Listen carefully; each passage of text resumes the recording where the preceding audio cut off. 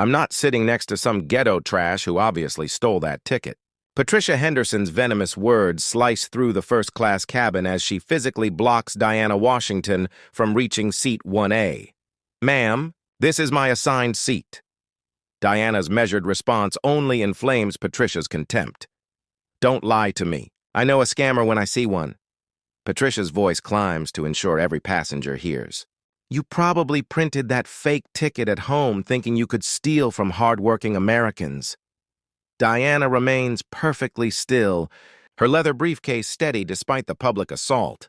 Everyone see this. Fraud in progress. Call security before she robs us all. The irony burns.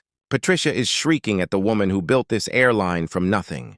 Have you ever watched someone's prejudice become their own destruction? 3 hours earlier, the black sedan glides to a stop at Seattle-Tacoma International Airport's departure curb. The morning sun reflects off polished concrete as travelers hurry past with rolling luggage and coffee cups steaming in the crisp air. Diana Washington steps onto the sidewalk, her navy business suit immaculate despite the early hour. The leather briefcase in her hand bears gold monogrammed initials DW that catch the light. Her movements flow with quiet purpose. Every step deliberate, confident, belonging. This isn't just another airport to Diana. This is her domain. 12 years ago, she stood on this same curb with nothing but a business plan and unshakable determination. Back then, people laughed at the idea of a young black woman from Detroit's inner city starting an airline. Today, Skyward Airlines operates from 43 cities with a fleet that rivals the legacy carriers who once dismissed her. The automatic doors whoosh open as Diana enters the terminal. Airport staff notice her immediately, not because she demands attention, but because respect follows naturally in her wake. A gate agent nods professionally. A maintenance supervisor tips his cap. These small gestures reveal the culture Diana built, one where everyone matters. Her phone buzzes with a text from her COO. Atlanta merger meeting confirmed for 2 p.m. This deal changes everything. Diana allows herself a small smile. The merger will triple Skyward's route network overnight, finally putting her airline on equal footing with the industry giants. More importantly, it validates every person who believed in her vision when others saw only impossible dreams. Near Gate B7, Diana spots an elderly man struggling with directions to his connecting flight. "Excuse me, sir. Can I help you find your gate?" The man's weathered face brightens. "Oh, thank you, dear. I'm looking for Gate C15, but these signs are confusing." Diana personally escorts him to the correct terminal, ignoring the curious glances from other travelers. This hands-on approach built Skyward's reputation, a CEO who remembers that airlines exist to serve people, not profits. "Have a wonderful flight, Mr. Thompson," she says, noting his name from his boarding pass. Walking toward her own gate, Diana passes a janitor mopping near the food court. "Morning, Carlos. How did Maria's graduation go?" Carlos beams. "She became valedictorian, Miss Washington. Full scholarship to engineering school. That's wonderful. Tell her I'm proud of her." These connections matter to Diana. She learned every employee's name during Skyward's early days, when the entire company fit in a single office. Growth hasn't changed her belief that success means lifting others up. Her assistant calls with an update. The discrimination complaints from Phoenix and Denver are getting worse. Passengers reporting hostile treatment from ground service staff. Diana's jaw tightens. These incidents represent her worst fear, that Skyward's success might breed resentment from competitors' employees. She's been investigating personally, flying incognito to experience the service her customers receive. "I'll handle it personally," Diana tells her assistant. "Book me on flights through both cities next week." Today's Atlanta trip serves the same purpose. Rather than using the executive boarding process reserved for airline CEOs, Diana chooses the regular passenger experience. She wants authentic feedback, even if it means dealing with the occasional hassle. The boarding announcement crackles over the PA system. Skyward Airlines. Flight 447 to Atlanta now boarding all passengers. Diana joins the general boarding line, observing how her gate agents interact with customers. She notes the cleanliness of the jet bridge, the efficiency of the boarding process, the small details that separate good airlines from great ones. A woman in designer clothing pushes past other passengers, flashing her first-class boarding pass like a VIP badge. Her voice carries across the gate area as she complains loudly into her phone about having to fly commercial instead of private. Patricia Henderson has entered Diana's world, though neither woman knows how dramatically their paths are about to intersect.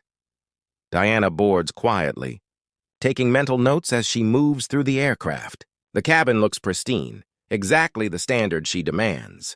Flight attendants smile genuinely at passengers, creating the welcoming atmosphere that distinguishes Skyward from its competitors.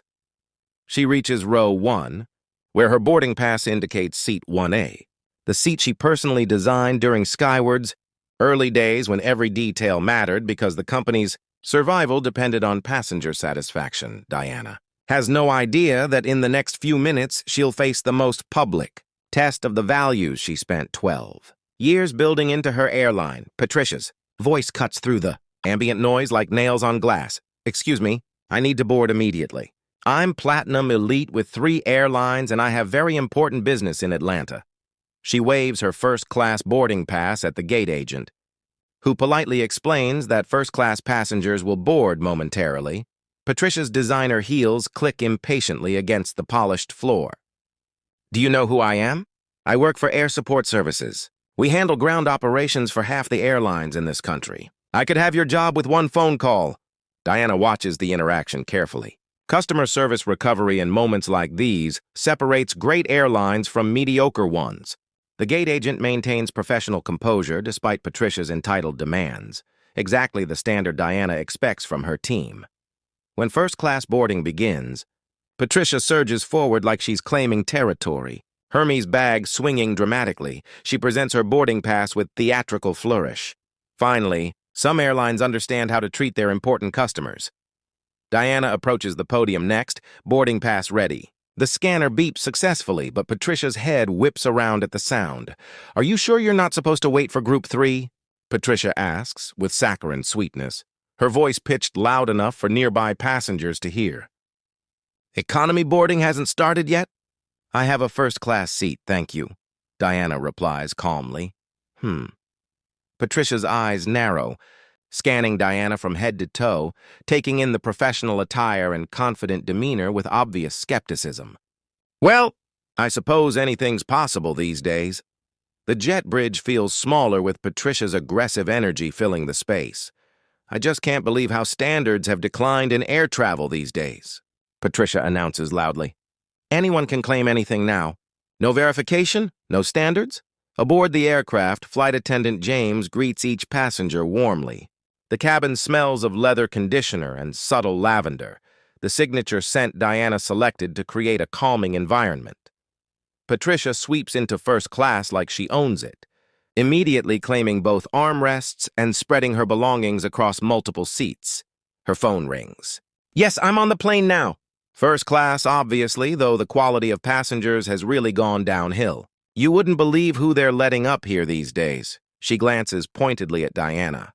"I'm telling you, someone needs to audit these airline systems. Too many people gaming the system, if you know what I mean." Diana approaches row 1. Patricia's reaction is instant and venomous. "Oh, I don't think so." She stands abruptly, blocking the narrow aisle like a barricade. "There's obviously been some mistake here." Diana produces her boarding pass with quiet dignity. "This is my assigned seat." Patricia snatches the pass with aggressive force. "This can't be right. People like you don't fly first class on real airlines." Her voice carries throughout the cabin. Other passengers look up. A businessman in the window seat shifts uncomfortably. An elderly woman frowns at Patricia's tone. The pre-flight comfort evaporates into thick tension. "Ma'am, my ticket is completely valid," Diana responds with measured calm, though her heart pounds with the injustice of the moment. "Don't ma'am me." Patricia's voice climbs another octave. "I work with airlines professionally through Air Support Services.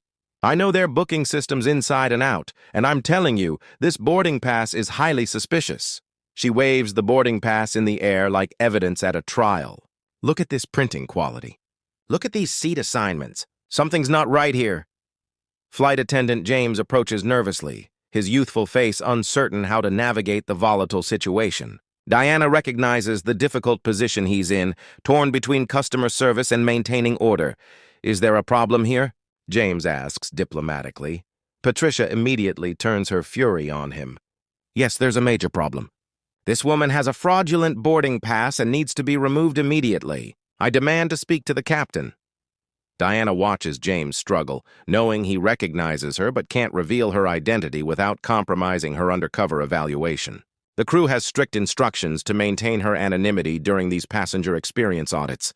I can verify that both passengers have valid tickets, James says carefully.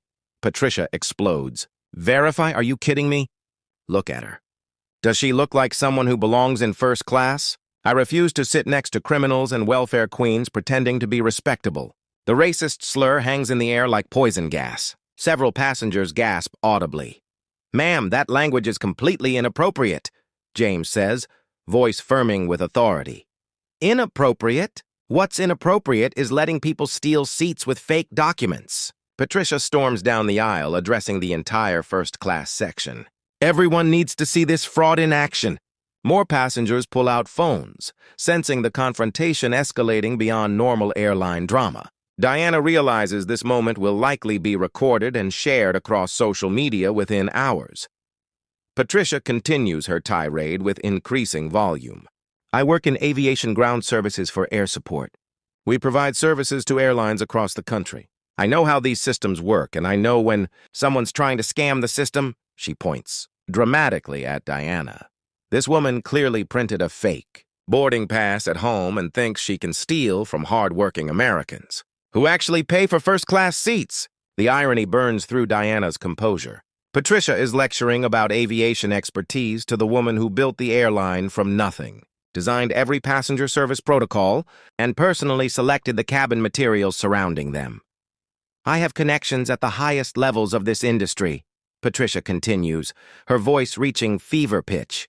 American Airlines, Delta, United, they all work with my company.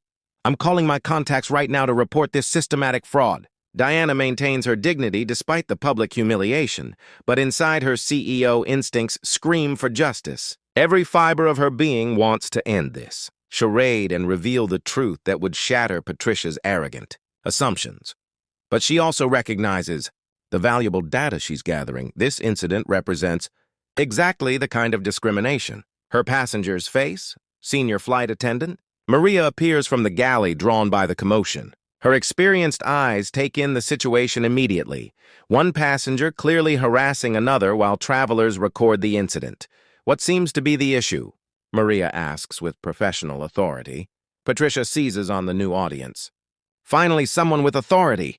This woman is using fraudulent documents to steal first-class seats. As an aviation professional, I'm demanding her immediate removal. She grabs Diana's boarding pass again, holding it up for everyone to see. Look at this. Does this look legitimate to anyone with industry experience? Maria examines the pass briefly. Ma'am, this is a standard Skyward Airlines boarding pass. Everything appears to be in order. In order? Patricia shrieks. Are you people blind? This is obvious fraud. I'm live streaming this entire incident to expose how airlines enable criminals. She pulls out her phone and begins recording, narrating for her social media followers. You won't believe what I'm witnessing right now. Systematic fraud on Skyward Airlines, and the crew is covering it up. Diana stands quietly in the aisle, briefcase in hand, watching Patricia claim seat 1A with triumphant satisfaction. The woman settling into that carefully designed seat has no idea she just declared war on the person who owns every rivet of the aircraft around her. Either she goes to the economy where she belongs, or I'm calling airport security to have her arrested for fraud, Patricia proclaims. This is my seat now, and I'm not moving until this criminal is removed from first class. Patricia settles into seat 1A with the satisfaction of a conqueror claiming territory. She adjusts the leather headrest with deliberate slowness, making a theatrical show of ownership for the captivated audience of first-class passengers. Much better, she announces to the cabin. This is how you handle criminals who think they can steal from honest, hard-working people. Diana remains standing, professional composure intact despite the public humiliation. The cabin's recirculated air feels thick with tension as other passengers shift uncomfortably. phones discreetly positioned to capture every moment. Patricia pulls out her iPhone, opening her social media app. The familiar red recording dot appears as she begins live streaming to her followers. "You absolutely will not believe what I'm dealing with right now," she says, voice dripping with self-righteous indignation. "I'm on Skyward Airlines Flight 447, and I just exposed a massive fraud attempt." She swivels the phone to show Diana standing patiently in the aisle. "This woman tried to steal my first-class seat with an obviously fake boarding pass. But I work in aviation ground services. I know these scams inside and out." The comments begin flooding in immediately. Patricia's followers, primed by her previous rants about declining standards, rally to her cause with fire emojis and supportive messages. Flight attendant James approaches again, his young face creased with worry. "Ma'am, perhaps we could find you another first-class seat," he suggests carefully. Patricia explodes again. "Absolutely not. Don't you dare reward her criminal behavior. She needs to be removed from this aircraft immediately." She turns back to her live stream. "Can you believe this? The flight crew is actually trying to accommodate a fraud. This is exactly what's wrong with airlines today. No backbone, no standards." Diana watches in amazement at Patricia's complete lack of self-awareness. Every word Patricia speaks provides more evidence of her discriminatory mindset, more proof of the casual racism Skyward's passengers regularly endure. "I work for Air Support Services," Patricia continues to her online audience, chest puffing with pride. "We provide ground handling services to every major airline in this country. I know how booking systems work, and I know fraud when I see it." She waves Diana's boarding pass in front of the camera. "Look at this so-called ticket. The printing quality is suspicious. The seat assignment doesn't match the passenger profile. And honestly, does she look like someone who can afford first class on a real airline?" The racial undertones in Patricia's commentary become increasingly explicit. Her followers eat it up, flooding the chat with vile comments she reads aloud with satisfaction. Maria reappears from the galley, voice firm. "Ma'am, I need to ask you to lower your voice and put away your phone." Patricia sneers. "Lower my voice? I'm exposing criminal activity. I have every right to document this fraud." She stands looming over Maria. "I'm a paying first-class passenger, and I demand this woman be arrested immediately." She's clearly lying about her identity. "Does she seem like first-class material to you?" The cabin falls silent except for the soft hum of the air system. Other passengers watch in fascination and horror as Patricia's true character reveals itself completely. Diana recognizes this moment as a perfect case study in unconscious bias. Patricia's assumptions about who belongs in first class, who can afford premium service, expose the deeply ingrained prejudices her minority passengers face daily. Captain Rodriguez appears from the cockpit, drawn by reports of a passenger disturbance. His silver hair and confident bearing command respect, but his expression shows concern about the delay this is causing. "What's the situation here?" he asks quietly. Patricia immediately interjects. "Captain, thank goodness someone with real authority is here. I'm Patricia Henderson from Air Support Services. We probably work together professionally. I've exposed a major security breach on your aircraft. This woman is using fraudulent documents to steal first-class seats, and your crew has been covering it up." Captain Rodriguez glances at Diana, and recognition flickers in his eyes. The situation puts him in an impossible position: reveal Diana's identity and compromise her undercover evaluation, or allow this harassment to continue. "Ma'am, if both passengers have valid boarding passes, then both passengers have assigned seats," he says diplomatically.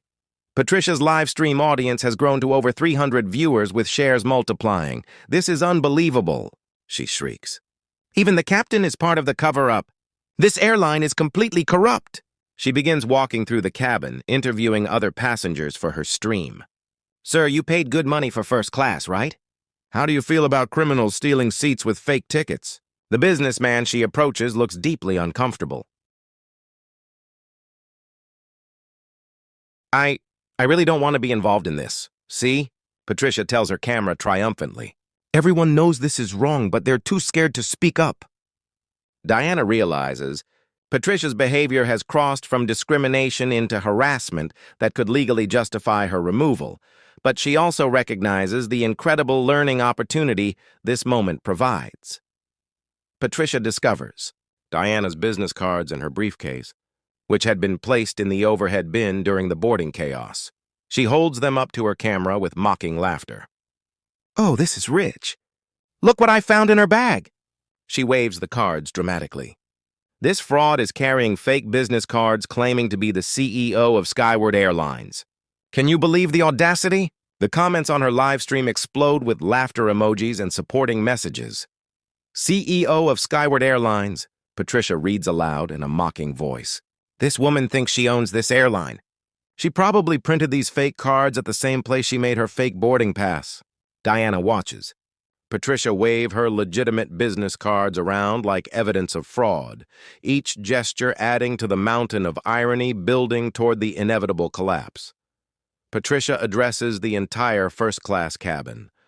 "Ladies and gentlemen, as an aviation professional with 20 years of experience, I have exposed not just ticket fraud but identity fraud as well.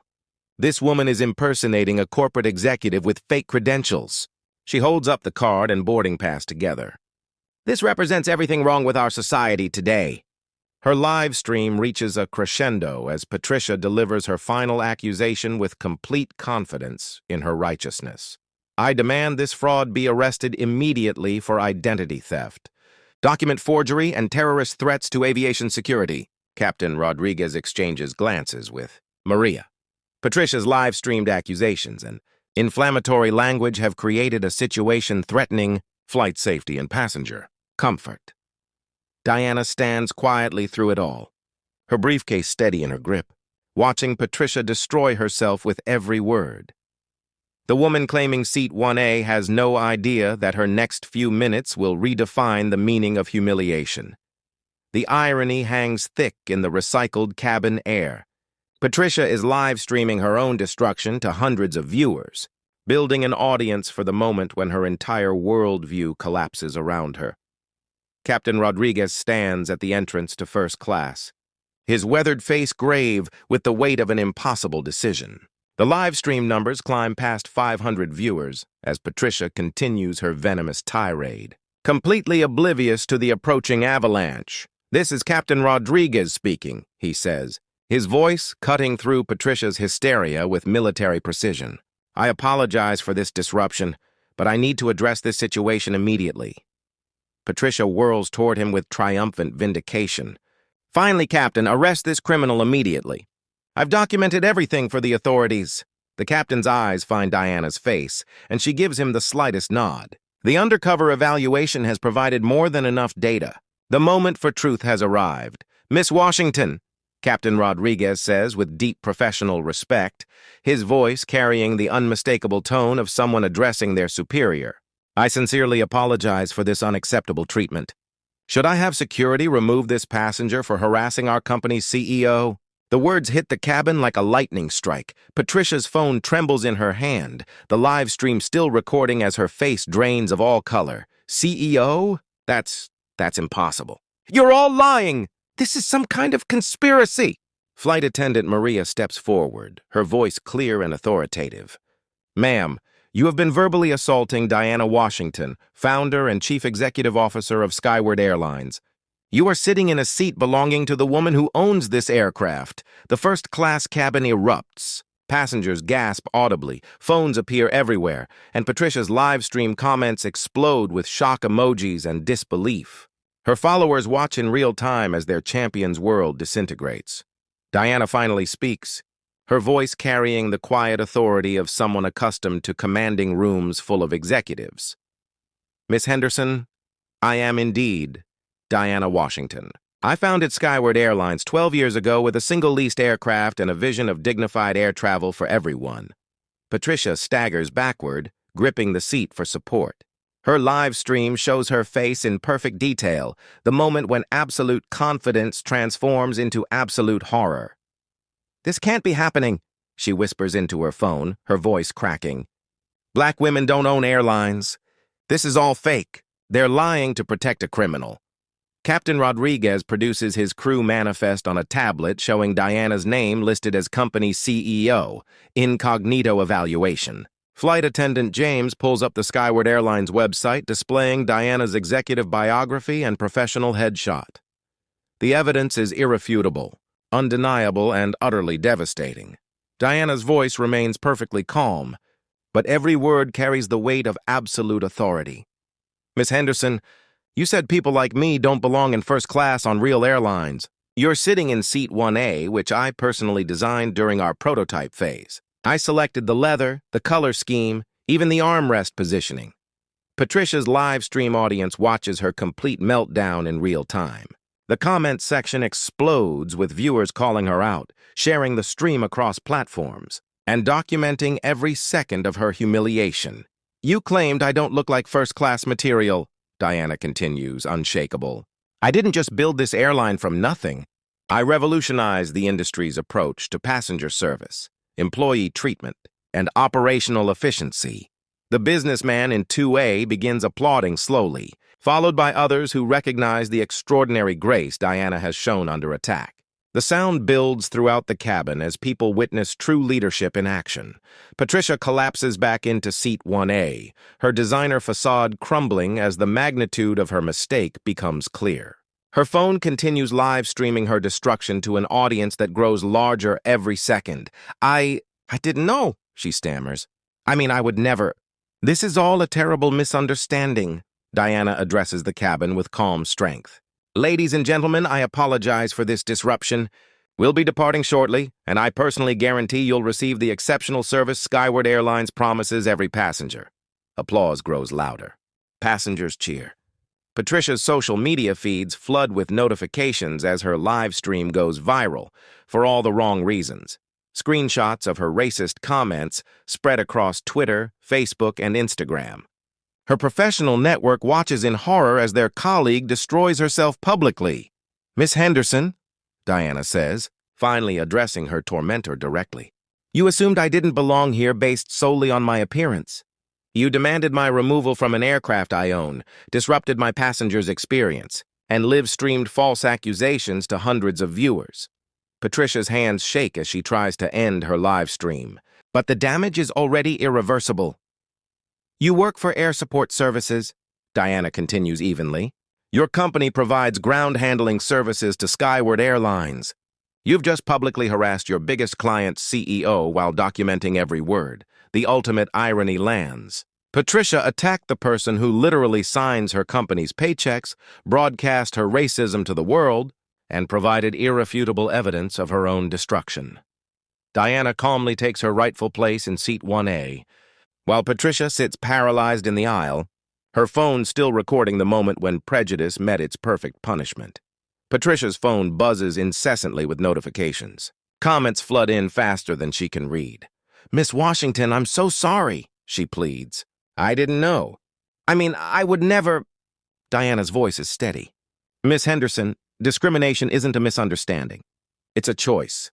Captain Rodriguez radios ground control with crisp professionalism. Atlanta Tower. Skyward 447. We have a passenger conduct incident requiring security intervention upon arrival. Requesting priority gate assignment and law enforcement presence. The atmosphere shifts. Other passengers approach Diana to express admiration and apology.